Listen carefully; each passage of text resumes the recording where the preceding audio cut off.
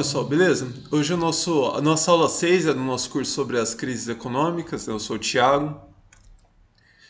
Hoje a gente vai começar um módulo novo aqui do nosso mini curso, né? A gente vai começar a discussão sobre a teoria, né, das crises econômicas, falar um pouquinho sobre aquelas diferentes escolas que vão apresentar diferentes causas, né? Diferentes escolas que estão estudando a causalidade das crises e aí vão apresentar diagnósticos diferentes.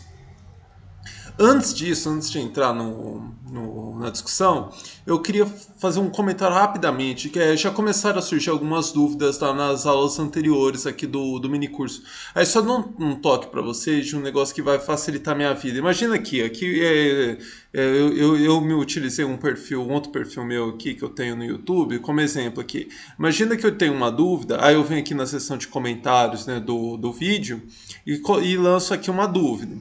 Aí eu vou e respondo essa dúvida. Obviamente, né, que nesse exemplo aqui eu responder a minha própria dúvida não faz muito sentido, mas força de exemplo, né? Aí, beleza, eu respondi minha dúvida, mas eu continuo com dúvida ou surgiu outra dúvida. O que eu faço? Não faça isso aqui que eu fiz aqui, de vir aqui e responder a minha resposta, entende? Vem aqui no reply, um responder, se seu YouTube está em português, e coloca aqui, fiquei com uma outra dúvida. Vem aqui na seção aqui em cima e lança a dúvida. Vê como se fosse o primeiro comentário que você fosse fazer. Que aí eu recebo notificação, ou quando eu vou lá na seção aqui do canal que fica os comentários, eu localizo rapidamente. Se você vem e responde aqui, o YouTube não me notifica, eu não fico sabendo que tem um novo comentário aqui. Então, vocês não entenderam isso aqui? Aí comenta aí também que dá pra explicar isso aqui. Dá pra mostrar até melhor nos comentários aqui. Bom, então vamos para a aula mesmo. Então, vamos começar aqui. Quais escolas, né, quais teorias a gente vai ver nessas próximas aulas? Eu vou falar um pouquinho sobre aquela história da má alocação de recursos, que eu falei bastante lá, né? Os liberais são bem apegados nessa discussão, né, do problema da alocação de recursos, né, como causalidade das crises.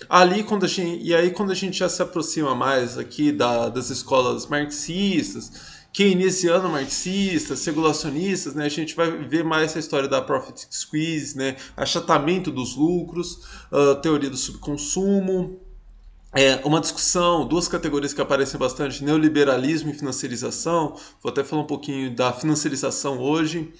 Tem também lá a história da crítica do valor, a Wertkritik, superprodução e jogo de soma zero do Robert Brenner. Aqui vocês vão ver até que alguns eu coloco o autor aqui que eu vou discutir, alguns conceitos específicos do autor. Por quê? Porque, por exemplo, quando a gente chega no Mesaros, o Mesaros tem assim muitos textos discutindo crise e até uma crítica até que eu faço ao Mesaros, né? Alguns textos até eles assumem posições diferentes, né? E ele não amarra muito bem, larguei aquela história lá, agora vou para essa direção aqui. Não, fica um negócio assim, mas é um autor muito denso, né? Então, são vários momentos, em momentos distintos, são categorias que aparecem explicando lá a crise estrutural e tal. Então, aqui vai ser muito importante que eu vou pegar principalmente a história da taxa decrescente de utilização. Do Robert Brenner, eu vou pegar essa história da superprodução e jogo de soma zero, enfim. Então, só delimitando um pouco mais, né, o que eu vou discutir aqui. E aí, por fim, eu vou discutir a história lá da lei da queda tendencial da taxa de lucro. Aí, o que eu gostaria de dar a opinião de vocês. Hoje, né, na aula de hoje eu vou falar um pouquinho da má alocação de recursos e financiarização, mas para as próximas aulas, o que vocês preferem, né? Que eu faça uma análise mais aprofundada e apresentando assim citações, os autores de cada escola. Então aí vai ficar aulas mais detalhadas, mais densas e um maior número de aulas. Ou uma análise comparativa, né? Aí, por exemplo, eu viria aqui e faria uma tabela, por exemplo, comparando aqui a Profit Squeeze, a escola da Profit Squeeze com a escola do subconsumo. Eu coloco de um lado, assim, da tabela aqui, algumas determinantes ali da Profit Squeeze e outro lado do subconsumo. Aí faria uma outra tabela aqui comparando, por exemplo, a taxa decrescente de utilização do Mesaros com a superprodução do Robert Brenner, entenderam?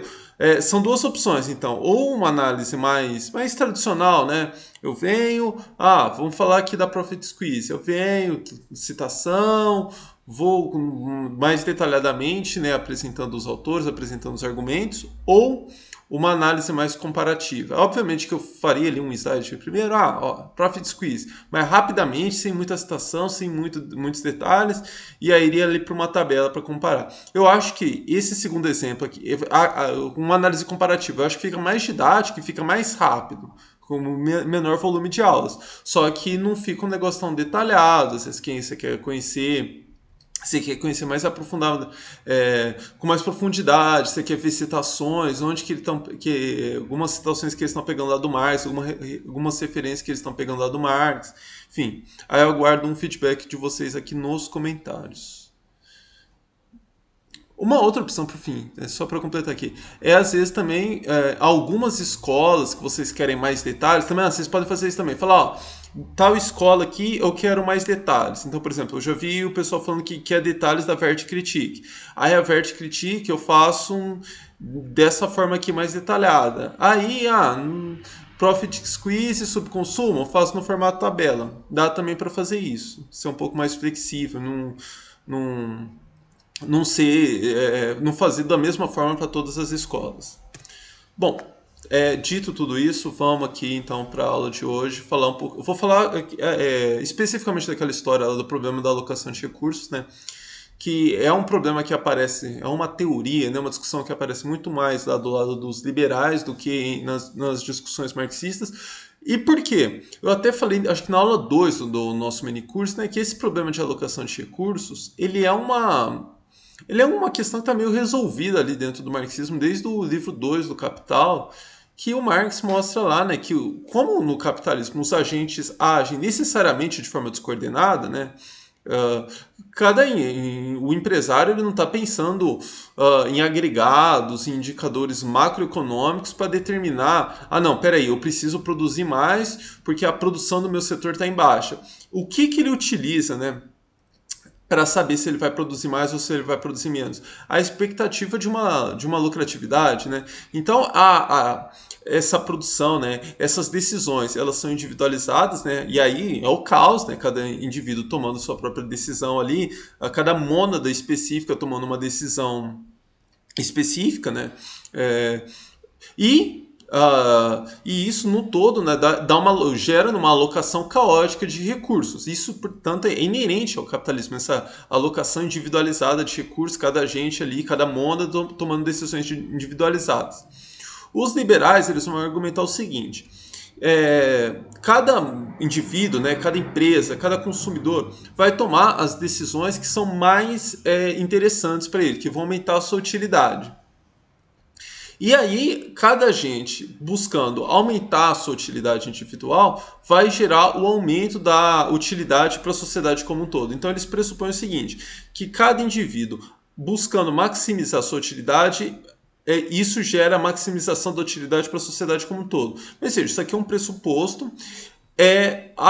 Há alguns determinantes que tornam essa alocação individualizada de recursos. Então, o empresário lá decidindo se ele vai investir mais, se ele vai investir menos. O consumidor lá pensando se ele vai comprar uma geladeira nova ou se ele não vai comprar uma geladeira nova. Não é uma questão assim, meramente subjetiva ou causa. Há alguns determinantes objetivos, né, que ajudam, que vão homogeneizar uma forma um pouco pobre de dizer, mas que vão deixar assim, mais previsível essa tomada de decisão. O que é? A taxa de lucro. Então os empresários vão olhar lá, taxa de lucro está em alta. Vou investir mais, que eu quero mais lucro. Ou o consumidor vai olhar e falar, nossa, o preço está baixo, não vou comprar mais, porque o preço está baixo. Então veja, há determinantes objetivos, né, que permitem uma alocação mais racionalizada de recursos, mas aqui a gente para, né, nessa discussão no nível mais liberal. Aqui quando a gente vai avançar, mas veja como há alguns problemas, como há limites nesses direcionadores, né? Vamos pensar agora especificamente, né, no lado dos capitalistas, dos gestores do capital. Eu vejo lá, eu abri uma companhia ferroviária.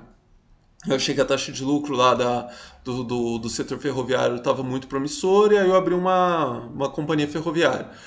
2 anos depois, a taxa de lucro desaba do setor ferroviário, enquanto que do ramo de ketchups, a taxa de lucro explode. Vai lá em cima, né? Imagina, pô, faz 2 anos que eu comecei a fazer os investimentos, né, no ramo ferroviário. Aqueles recursos que eu investi ainda estão empacados lá. Eu não vou conseguir rapidamente, opa, não, peraí, preciso ir para o ramo de ketchup. Vende tudo isso aí, no mês seguinte eu já estou abrindo fábrica de ketchup. Veja que, por mais que nesse momento eu consiga perceber, opa, a taxa de lucro do ramo de ketchup está bem mais alta que da indústria ferroviária. Só que eu não tenho condições de pegar todos os meus recursos, vender todas as minhas fábricas, né? Algumas coisas ainda vou estar construindo, né? Porque em 2 anos eu não consegui construir tudo e ir para o ramo de ketchups. Então aqui a gente chega numa discussão um pouco mais avançada, que é o problema de liquidez. O que é liquidez? Né? O que eu estou querendo dizer com esse problema de liquidez? Liquidez é quando eu tenho um valor, né, que eu rapidamente consigo converter em dinheiro. Então imagina, eu comprei uma ação, uma ação aí uma ação da Petrobras aí na Bovespa, né, na Bolsa de Valores. Eu quero aquele dinheiro, eu rapidamente consigo, eu dou a ordem, vendo aquelas ações, já tenho dinheiro na minha conta bancária e consigo fazer com ele o que eu quiser. Ah, agora eu não, eu peguei esse meu dinheiro e decidi construir um parque industrial. Vai demorar anos para eu conseguir terminar aquele parque industrial, para eu mostrar para o mercado que aquele parque industrial é rentável, para eu conseguir vender aquele parque industrial. Vou decidir comprar novos meios de produção, substituir. Eu vou trazer até uma citação sobre isso, do Brenner. Também é um negócio que demora anos para eu comprar os meios de produção, instalar os meios de produção, amarrar todos os meios de produção, né, fazer as interfaces e para depois conseguir vender. Mais lentamente ainda, investimento em pesquisa tecnológica. Você vai levar anos, pode ser que aquilo lá nem se converta em ativos de verdade, para que você vai conseguir, então, uma liquidez naquilo, você vai conseguir transformar aquilo lá em dinheiro. Ou seja, o problema da alocação de recursos, né, esses problemas vão acontecer o tempo todo. Problemas de alocação de recursos são inerentes à ordem capitalista, não só porque os agentes eles não têm, eles tomam ações individualizadas, por mais que tenha aqui a taxa de lucro e o preço ajudando, né, eles a tomarem as melhores decisões.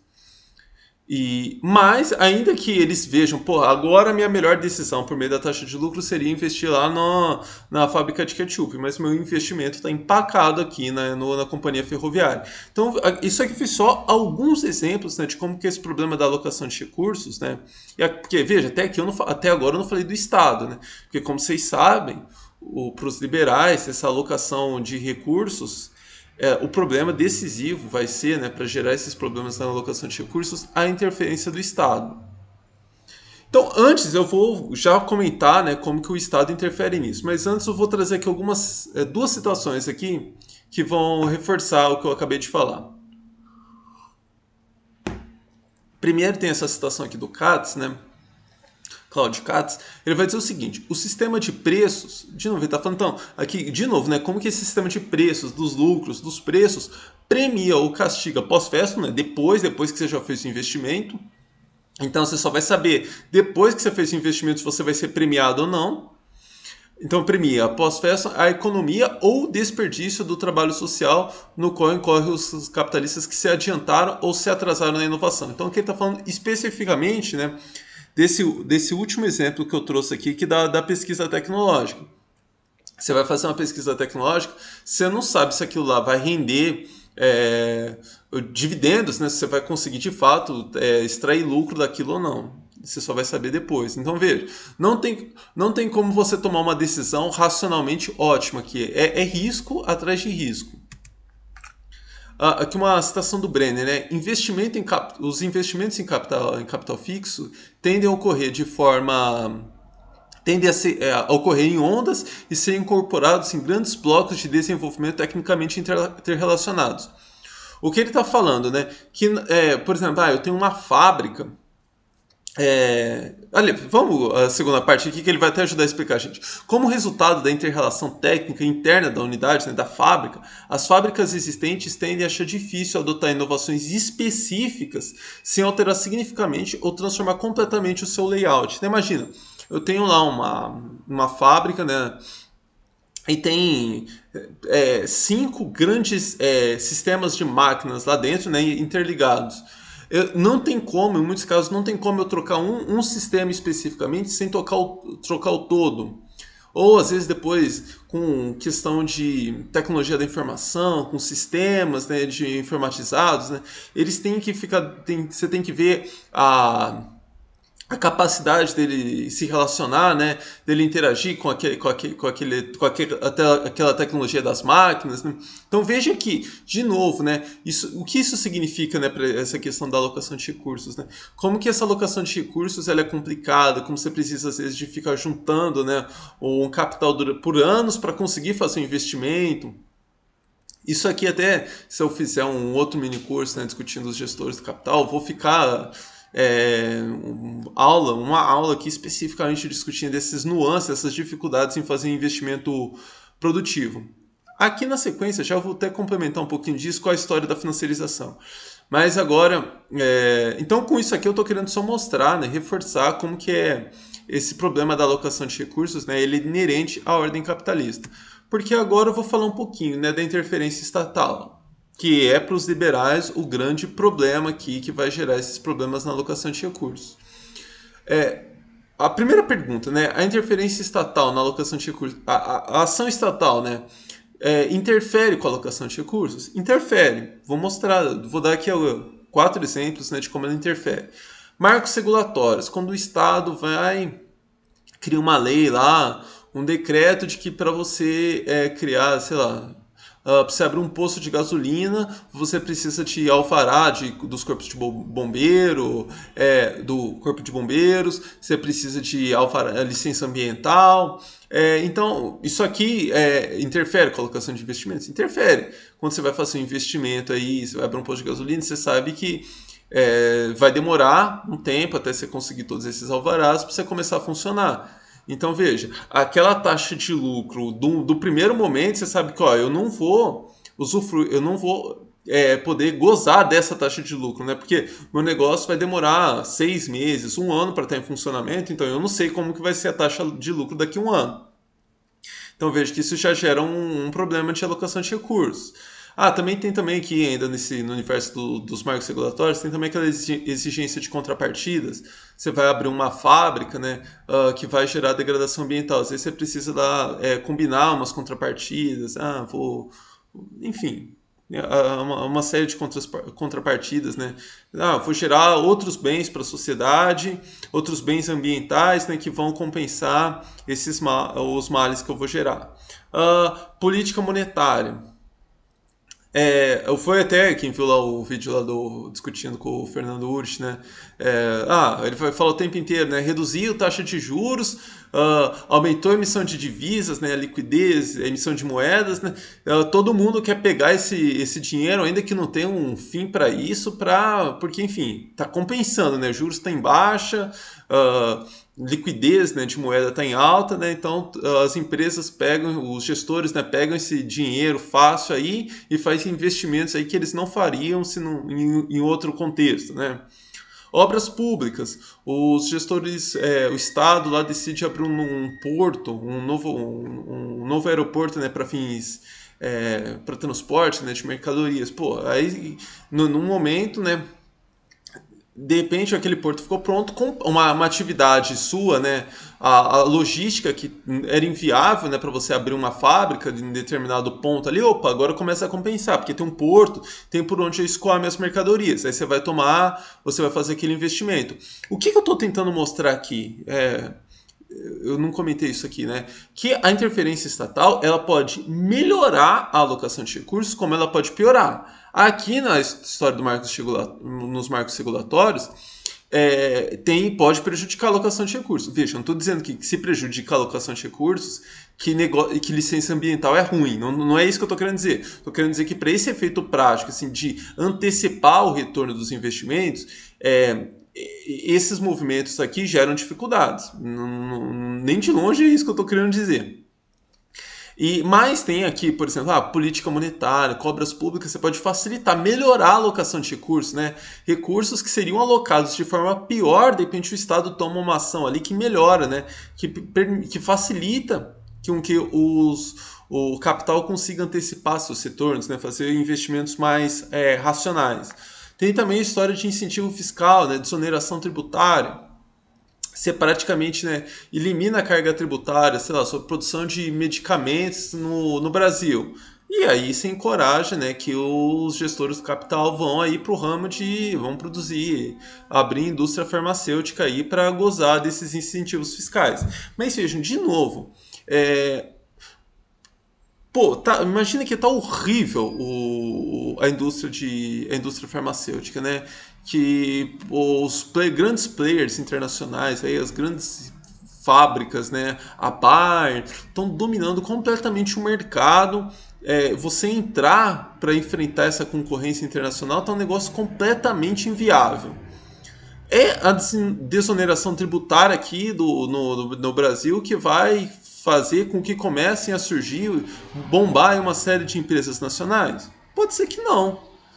Então veja que o incentivo fiscal, né, essas ações do Estado, por mais que elas ajudem, elas são ali uma questão residual, né? Ajuda, pode impulsionar, pode atrapalhar, mas ainda assim a questão, né, são tantas variáveis, né, e variáveis até com pesos tão mais impactantes, né, com pesos tão maiores, que essas questões aqui podem não fazer diferença nenhuma. E se eu fizer também um mini curso aqui sobre a história recente do Brasil, eu posso dar vários exemplos, né, de incentivos fiscais que não geraram efeitos práticos nenhum. Então, qual que é a moral da história? Problemas na alocação de recursos são inerentes à atividade produtiva e, portanto, parte constituinte da dinâmica capitalista. A ação estatal pode atenuar ou agravar esse tipo de problema. Então, veja, há crises, foi o que eu falei lá na aula 2, há crises de alocação de recursos? Elas são... a alocação de recursos é o grande explica, né, por que as grandes crises acontecem? Não. As crises passam, né, por esses problemas de alocação de recursos, mas dificilmente, né, mudanças na alocação de recursos é o que vão desencadear, vão ser a causa primeira, né? O primeiro motor para desencadear as grandes crises, né? E esse movimento, né? Essa história, né, de primeiro motor, né? O que desencadeia de fato, vai ficar mais claro, né, nas próximas aulas. O que vocês vão ver, vão começar a reparar nas próximas aulas, né? Como que a gente vai pegando questões assim cada vez mais de fundo, né? Que essas questões que vão empurrando todas as outras. Isso vai ficar mais claro nas próximas aulas, né? E aqui, por fim, eu queria comentar, né, uma faceta aqui dessa história da financiarização que tem a ver com essa alocação de recursos. Né? Financiarização é uma categoria muito ampla, que envolve questão de crédito, aumento de consumo das famílias por meio de crédito com crédito facilitado, enfim, é uma questão envolve uma série de variáveis. Né? Tem o Harvey, tem vários autores aí que vão olhar para questões diferentes, Casson, enfim. Aqui eu vou puxar um pouquinho essa história da alocação de recursos, né? Porque tem uma história também, no senso comum, né, fala o seguinte, investir uma história até mais palpável, né? Investir em imóveis, comprar imóvel é um investimento muito mais seguro do que investir no mercado de ações. Por empresário, então, para ele, o equivalente a esse, ele dizia, eu abri uma fábrica aqui, é muito mais seguro do que eu ficar investindo aí em especulação financeira. Tem a história da financiarização, né? Vários autores, principalmente o Duran, acho que eu vou colocar uma passagem dele aqui depois. Ele vai argumentar o oposto, né? Ele vai dizer que no capitalismo contemporâneo, principalmente ali depois dos anos 70, o investimento mais financiarizado, mais especulativo, se tornou mais seguro. Por quê? Porque nesse mercado cada vez mais instável, né, com taxa de lucro decaindo, embora eles não vão apontar diretamente o problema da taxa de lucro, a maioria deles não vão apontar diretamente o problema da taxa de lucro, mas o fato é que nesse cenário de maior estabilidade, Os ativos de maior liquidez, então, por exemplo, ações, são ativos de maior liquidez, que você consegue vender do dia para a noite e pegar aquele dinheiro. Eles se tornam mais seguros. A resultante disso, então, mais seguro em relação ao investimento em fábrica, em parque industrial, em pesquisa, que vão demorar anos para você saber se você vai ter retorno ou não.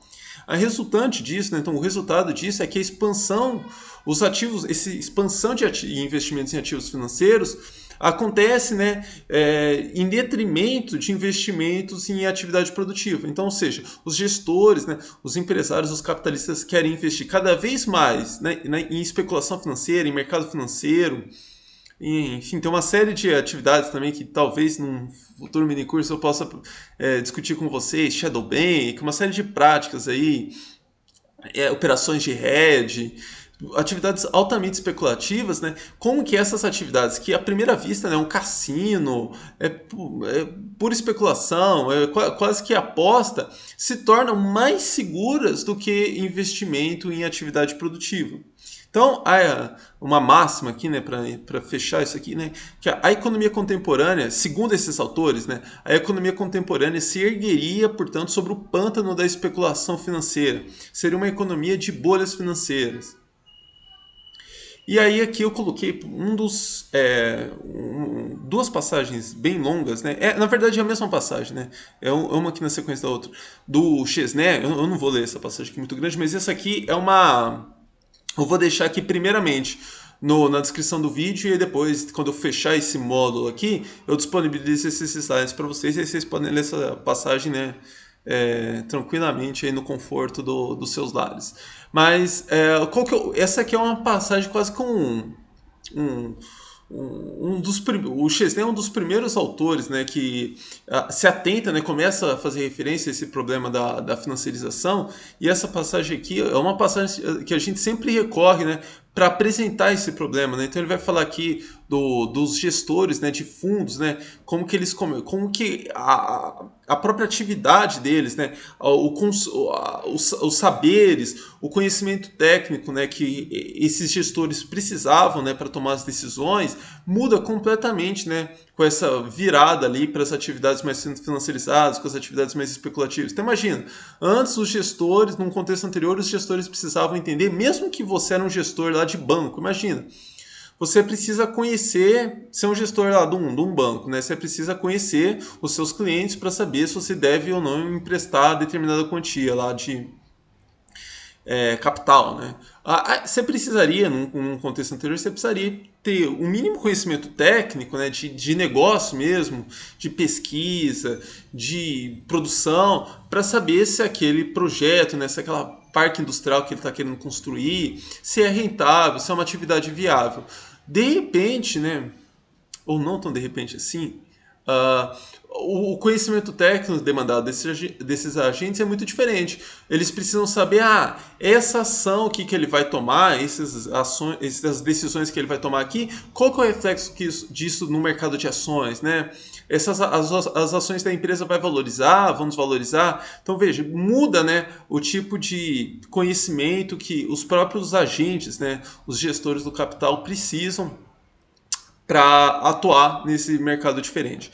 Bom, gente, mas para essa primeira aula aqui, o que eu queria trazer é isso, que, de novo, vou lembrar que vocês me ajudarem aqui com essa enquete aqui, para eu pensar como que eu vou organizar as próximas aulas, que nas próximas aulas vão vir aqui todas essas escolas aqui, Profit Squeeze, o consumo, crítica do valor. Então, quem tiver alguma opinião quanto a isso, você me ajuda a pensar como que eu planejo essas próximas aulas. Abraço e até a próxima.